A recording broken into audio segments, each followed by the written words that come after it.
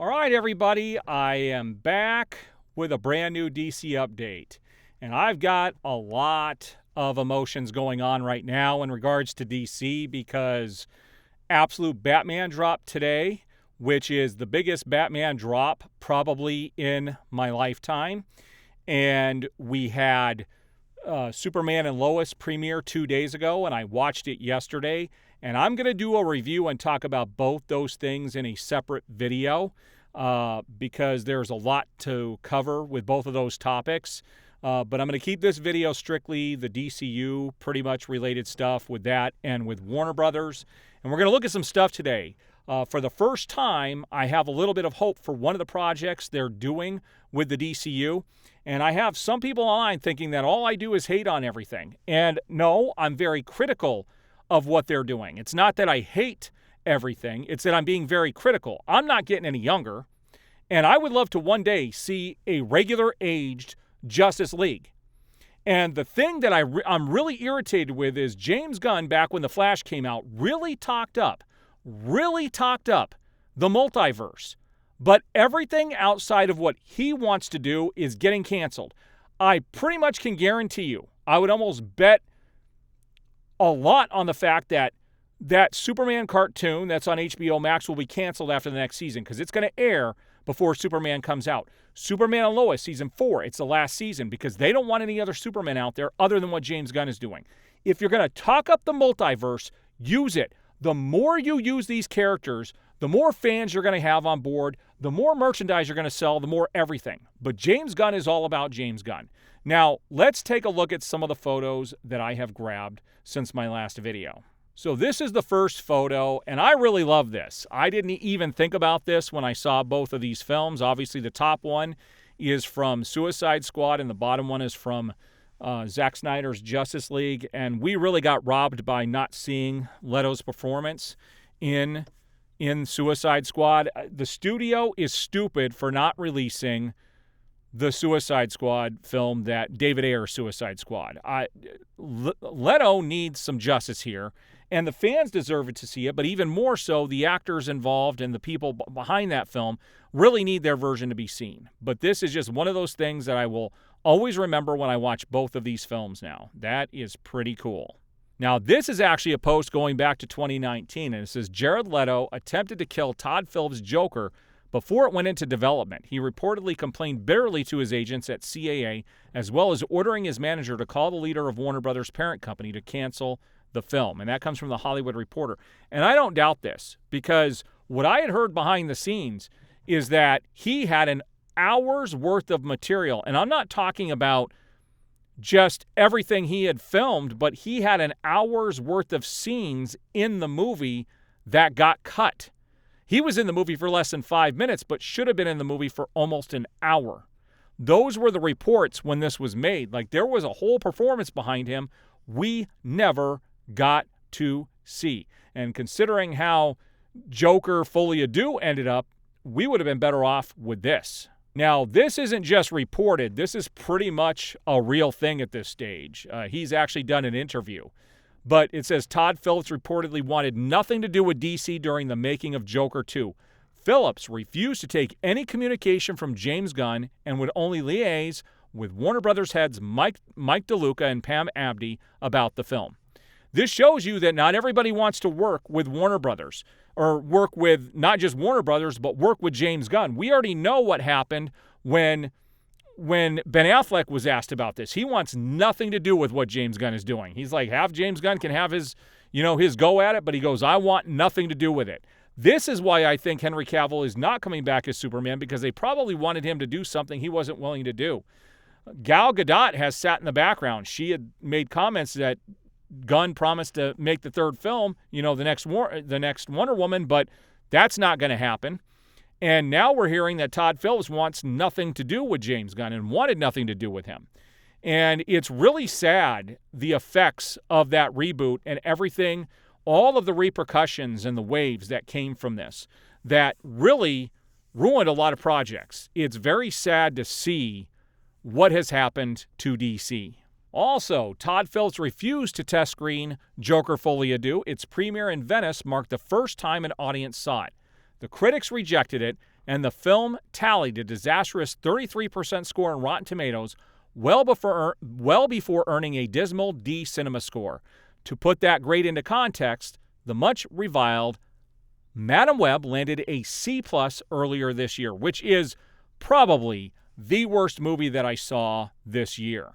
This is not surprising. Velma has been canceled after 2 seasons on Max. I never watched this. It's not something I would be interested in, regardless of the content. But I've heard from a lot of people that this was nothing other than an agenda show, that they were more worried about an agenda than they were about telling stories. And that's why it's been canceled. People are sick and tired of it. Now, I told you guys that the hype train was going, and here we have another thing from Big Screen Leaks, which has a huge following, and they have said, I heard only excellent things regarding Superman, and especially internally. They're really high on it. Well, it's their movie. I think anybody who's internally working on it is going to build it up and make it look amazing. He said, DCU is shaping up well, too. I've heard Supergirl script is really good. It's funny how everybody who is talking about this is the third post from, you had Scott Snyder, you had Big Screen Leaks, you had this other writer, and I really wish I would have grabbed his quote. These are all people who say, I've heard this, I've heard this. It's nothing that anybody has seen firsthand. They've all heard. But yet, the studio hasn't released anything. All we got is one official shot from James Gunn of the suit that kind of looked like a basketball with snow around it. You also had the reveal of Superman sitting down that looked like some CGI train wreck, which is an awful way to reveal, Corin Sweat as Superman. And outside of that, they've done a little bit of merchandising with just the symbol on some shirts that were, for people who went to the Comic-Con, and that's it. That's it. They haven't done anything with Superman. Now, there is going to be a bunch of stuff. There will be a media blitz later on, and all I could tell people is you have to remember what they did with Blue Beetle and especially what they did with The Flash. James Gunn himself said The Flash was like one of the best superhero films he has ever seen. We had Tom Cruise come out and say this. We had Stephen King come out and say this. And that movie was a pile of crap. It pains me to even watch it. The beginning is like a Looney Tunes cartoon. The last shot with Batman is a disgrace. And there were so many things that were wrong with that film. It turned into a joke. And for the story that they told, it should have been taken more seriously. So I have a reason to be hesitant to believe the hype on this stuff. The only thing that's going to change anything is if the movie comes out and it's actually good. But we haven't seen anything to make a judgment on that. So I'm erring on the side of caution, and I'm erring on past thing that James Gunn has done to say that I don't trust him. I don't trust him. They go on to say, got a bit of time to kill for a next little while, so people can ask questions. He said, any word on Superman 2025 and how the DCU is going to shape up? He said, I've heard only excellent things regarding Superman, and especially internally. They're really high on it. DCU is shaping up well, too. I've heard Supergirl script is really good. The person asked, do you think Warner Brothers is more hyped for this than The Flash, or is this the equivalent to The Batman? He said the way people are talking about it is very different from The Flash in the best way possible. The movie is the real deal. But these are the comments that people are making, but they don't say how. Nobody is saying what they've seen that makes you feel that. They're not giving you anything solid. And they haven't released any footage yet. So what are they talking about? It would be nice to get something solid and something to come from James Gunn himself. The good news is this is all riding on James Gunn. If this fails, James Gunn has nobody to blame but himself. Now, I thought this was interesting. This came from The Hollywood Reporter. It says, David Corenswet and Rachel Brosnahan's chemistry at last night's reading of Holiday has been highly panned by attendees, with some describing it as dull, boring, and off-key. The world isn't ready for how bad their Clark and Lois will be. And that came from The Hollywood Reporter, which is pretty crazy. And so we'll see when the movie comes out if they have chemistry or not. But this doesn't make it look good. It's just another warning sign. Now, I thought this was interesting, and I did read about this. It said the fact that Christopher Nolan had to intervene and stop them from copying Heath Ledger's Joker with carving the smile is so deeply concerning as a DC fan. The fact that they did it behind his back anyways for Joker 2 is crazy disrespectful. And I think it is, especially if they didn't ask him. because this is what happened at the end of the Joker, where you find out he's not the Joker and somebody else in the background. One of the inmates cuts their face the way Heath Ledger did, but you don't see it, but you clearly hear it, and you can kind of see what's going on in the background, but you can't see it clearly. And it is. It's just a slap in the face. It shouldn't have been in the film.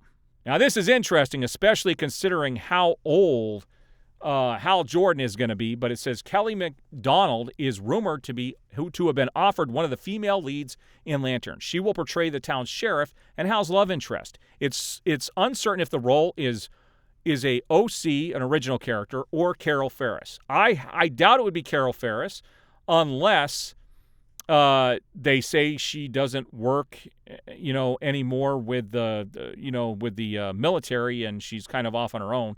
I don't see how that would be Carol Ferris, but we'll find out when the show comes out. Now, I thought this was funny. This is something somebody put together on the current Justice League, and I thought this was kind of goofy the way it looks, but hey, this is the kind of quality I'm expecting. James Gunn posted this morning, and I'll tell you who I thought this was. It says, "Who might this be?" And my thought was, this is Vandal Savage. I'm betting that time travel has to be involved, and we know Vandal Savage has been everywhere. That's my guess on who this is. If you think you might know who this is, chime off below. So here it is. This was the big announcement today that has made all the rounds all over social media. Welcome to DC, Aaron Pierre. After a long and grueling series of auditions, I am absolutely sure we found an incredible John Stewart. This guy looks like John Stewart. This is the first casting that James Gunn has done where he has nailed it. Nailed it. And why is he doing this when he's not directing the show? Why is he casting this? But I'm not going to lie. The best movie I've seen this year starred Aaron Pierre, and it's on Netflix right now. It's I can't remember the name of it. Something Ridge. Go check it out. It's an amazing movie. He is a good actor. He is perfect for that role. So here's the DC, the Green Lantern Corps that we're going to get from Earth. You got Kyle Chandler as Hal Jordan, Aaron Pierre as John Stewart, and Nathan Fillion as Guy Gardner. Talk about miscasting for both Hal and for Guy Gardner. I will tell you that Nathan Fillion would have made a better Hal Jordan. I would have been more okay with that than him. But my fear in this is that because of some DEI thing that they have to do, that they're going to end up pushing Hal Jordan to the side and make John Stewart the main Green Lantern. And I'm telling you, if you do that, you're going to piss off a lot of longtime Green Lantern fans, and you're going to piss off a lot of DC fans who want both, because they seem to think that the only audience out there is the Justice League cartoon, which is Hal Jordan has to be a part of this. There's no reason why they can't be side by side.